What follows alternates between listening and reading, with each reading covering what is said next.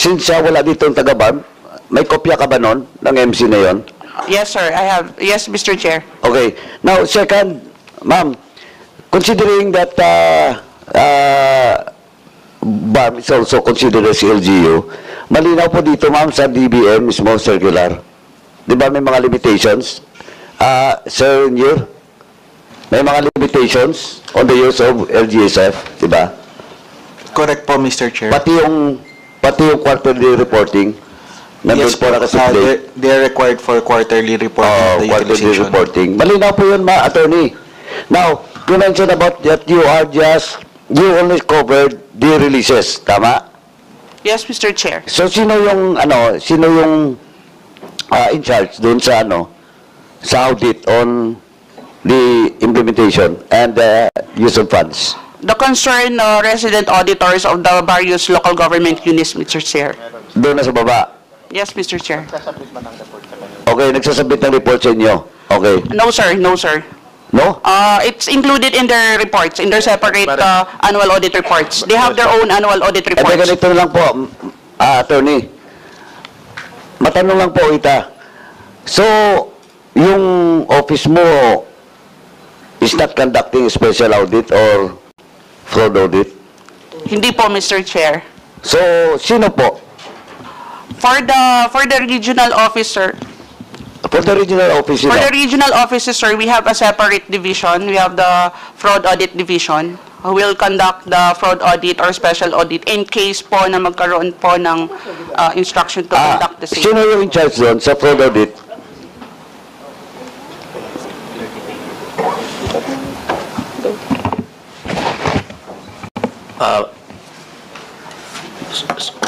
Sir, yung ang authority lang po ng fraud audit ng regional office is 50 million below. Tama. Opo. Alam ko po yun. Opo. Now, pero sino po ang in charge doon? Sinong in charge? Si Attorney Abdul Jalil Iskander po. Oh, Comsec, please invite the mentioned fraud audit team leader in the BARM para po patawag natin next hearing. Now, attorney, sir, matanong ko lang kayo, based now on, ito opinion na lang, whether you can give an opinion or not, based now on the report, in this initial investigation, does this warrant a special audit or a fraud audit? Ay, sige, ma'am, i-verify ko. Ito lang, ilang isa. Attorney, Yes, Mr. Chair. Usually, sir, I'm not the one in charge in the fraud audit division, no. But as far as I know, sir, whenever there is a request for fraud audit, it has to be evaluated first if it is by the central office, and then later on they will issue the office order to conduct the fraud I audit or the understand. special audit. Pero ang kinukuha ko lang po yung opinion nyo, does this, based on the initial investigation made by this committee, is it does warrant or not? Again, sir, I am not in position to comment because I don't, as far as I'm concerned as the auditor of the MFBM, the documents submitted to me is not yet, all the documents submitted to me is not yet sufficient for me to conclude the same, sir. Sir, ikaw, sir. Ganun din po ang stand ko. I'm not in a position to comment on whose audit jurisdiction has, considering the amount involved. Probably the honorable body can make an inquiry to the higher ups. For us, we cannot and we are not in authority to, or we are not competent to comment on that particular question po. Okay, thank you po. Anyway, Mr. Chairman Chair, Akop, please. clarification lang po. With the indulgence of the Honorable Mujib Hataman, who has the floor. May I? Please proceed po. Madam, did I hear you right? Na yung ini-implement lang po ninyo is you see to it that Circular 202-4010 is implemented by the Bangsamoro government? Yes, Mr. Chair, insofar as the releases is concerned Now, of the LGSF, because the utilization of the LGSF by the concerned local government units is within the audit jurisdiction of the concerned auditors. thank you. May I ask, if you have already verified whether the LGUs concerned complied with the posting requirements prescribed under Republic Act 9184 as embodied in the circular? Are you referring to the procurement law, sir? No, 9184 is the procurement law. But it is required by the circular that you mentioned, 202-4010, that there are supposed to be reports to be submitted by the LGUs concerned. Have you monitored this? Kasi ikaw nag-mention ng circular na ito eh. And I have a copy of that. Based on item number 410, sir, the monitoring of the implementation and utilization of the LGSF falls on the Ministry of Interior and Local Government, which is another ministry, and they have a separate resident auditors po. I thought you answered a while ago na kayo po ang tumitingin kung nakukomply itong circular na ito. As to the releases, Mr. Chair. I beg your pardon? As to the releases lang po, Mr. Chair. Sa releases. So, when the audit report is made, hindi po kayong gumagawa. Audit report for the Ministry of Finance, sir. Ako po yung gagawa, sir. Oh, hindi dapat kasama ito sa report mo, di po ba? Whether they have complied with the requirements of 9184. Kasi embodied sa circular 2 eh. You have to see to it whether the provisions of the circular are followed by the Bangsamoro government. Kasi ikaw nagbabanggit lahat dito. Nakikinig lang Yes, po sir. ako kanina eh. Mr. Chair, although the circular was issued by the Ministry of Finance, but it covers other ministries within the BARM. So like for instance, sir, the audit of the implementation and utilization, covered po yan ng mga auditors ng local government units. Yun naman po sa monitoring, kung na-implement ba or na-utilize ba siya in accordance with the guideline, it falls within the jurisdiction naman po kung sino po yung concerned auditor po namin sa Ministry of Interior and Local Government. So insofar as I am concerned po, releases of funds lang po yung aking audit jurisdiction. Insofar as the circular is concerned. So you do not monitor whether the provisions of the circular are followed by the local government unit. No, sir. The guideline is merely used as my basis in the audit of the releases, but I am not tasked to monitor all of the provisions of the circular are complied by the Ministry of Finance. Because again, sir, I would like to emphasize that the LGSF, for the releases and the utilization and implementation of the LGSF funds is multi-agencies po yan, no? Hindi lang po Ministry of Finance ang covered. Now, to whom does the local or do the local auditing teams report? Sa iyo, yung local government yun. For example, yung municipal, Cotabato, saan siya nagsasubmit ng report niya? Sa inyo? No, hindi po, sir. The report, the annual audit report of the various auditors of the local government units is addressed to the local chief executive po. Mr. Chair, siguro yung auditor na nag-o-audit talaga ang dapat imbitahin natin. Mr. Chair, Yes, Chairman ako. Yeah. on the point of Chairman Akop, Mr. Chair, I move that we invite the resident auditors of the different municipalities and provinces that have been downloaded with funds from the LGSF, Mr. Chair. I so move, Mr. Chair. There's a motion to invite all the residents, auditor of all the AGUs being downloaded by the LGSF fund coming from the BARM. Duly seconded. In objections, the chair is none. The motion is carried. COMSEC is directed to prepare an invitation for all those resident auditor.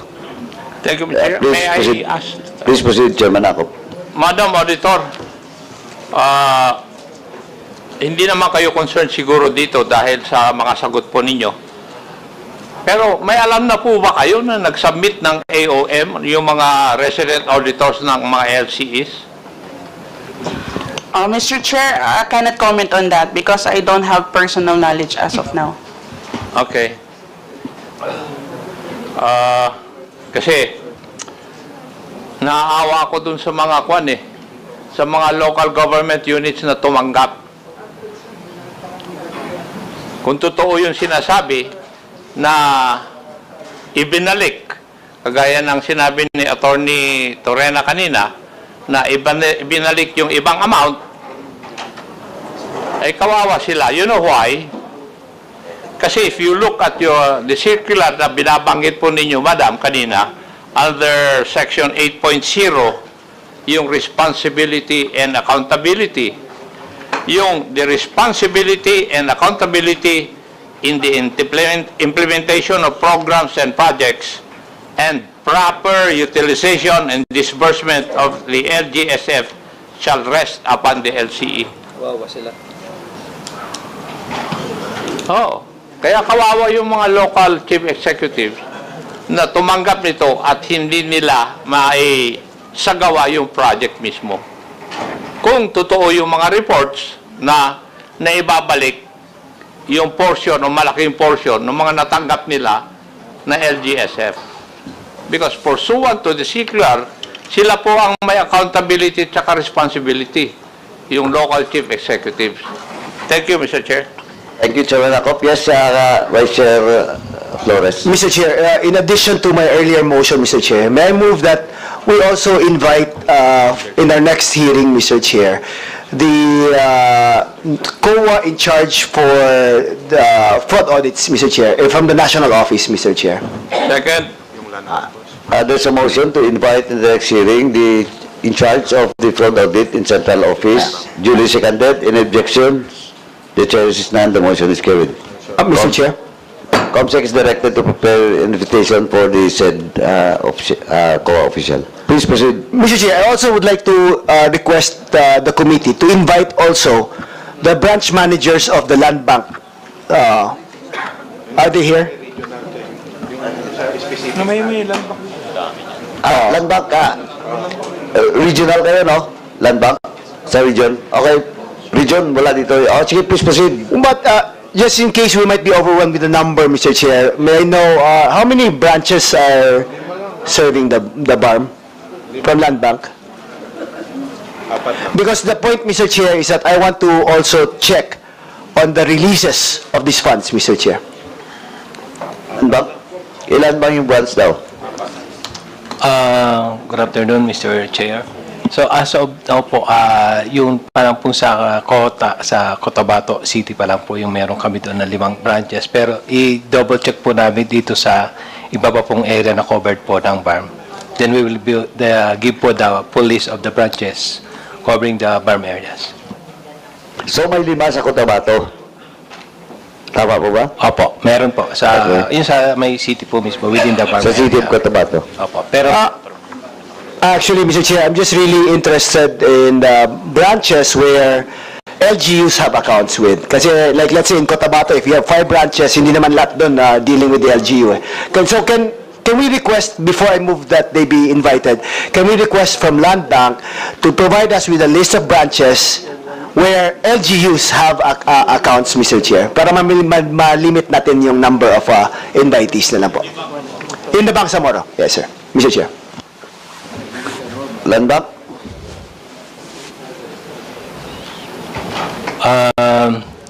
I'm sorry, Mr. Chair, pero that will violate po ito sa secrecy of deposit. So, we cannot submit Ito po na the list tayo. of accounts. Dito tayo magsisimula. First question pa lang, you invoke bank secrecy. We're just asking if what LGU na may transaction with that bank, you invoke bank secrecy?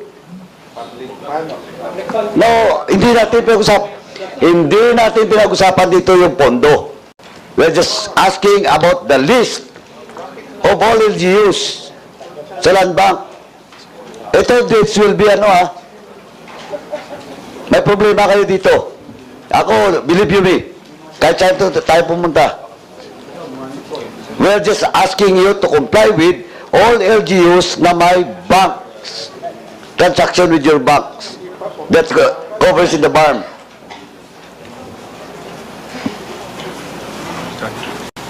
You can pass it to me. Attorney, hindi nyo maibigay? Anong problema doon? Sige nga, are we talking, Attorney, please cite in the specific provision of the Bank Secrecy Law that we are not allowed. Sige nga, are we asking for a bank account? No. Are we asking for bank transaction? No. We are just asking for the list. Now, aabot tayo dito sa chairman nyo. Baka mapahiya kayo, papatawag ko yung chairman nyo dito. Next hearing. Mr. Chair, Please proceed, Chairman Akop. do they have a lawyer with them? Ay, legal nila. May I know what law are you talking about? Mr. Chair, so the law we are referencing is Section 2 of Republic Act 1405, otherwise known as the Bank Secrecy Law. It refers to deposits, tama? Yes po. Eh kung ilistahan lang naman ng bangko na merong bank transactions yung mga LCEs, is that part of the deposit? It is, Your Honor. It is with the ambit of Section 2 of 1405? Yes, Your Honor. Because the provision of such a list, Your Honor, would imply the existence of an account. And that is covered by the Bank Secrecy Law. Attorney, when I asked you, meron bang account si Governor Adjong sa isang bank ninyo doon sa Bangsamoro, is that covered by Section 2 Yes. of 1405? Yes, Your Honor. Whether I have a bank account or not? Yes, Your Honor. Is that your interpretation?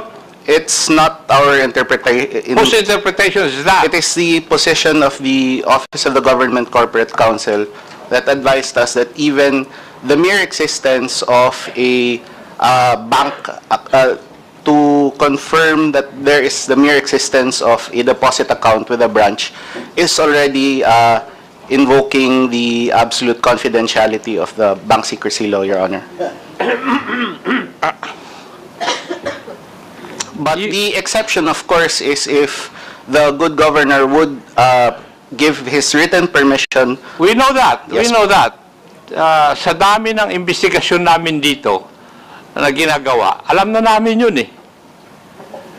Pero it refers only whether we asked information regarding their deposits. Kasi that is the title of 1405. Di ba? Tama. Pero kung humingi po kami ng listahan ng mga land bank as asked by the Honorable Flores, is that within the ambit of Section 2 of Republic Act 1405? Yes, Your Honor. As much as the bank and its representatives would want to cooperate, again, we are constrained by the limitations provided for in the absolute confidentiality of bank deposits. Okay. Mr. Chair,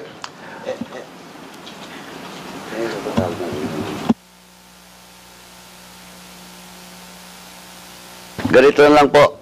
Attorney, okay lang yun sa ngayon. Okay.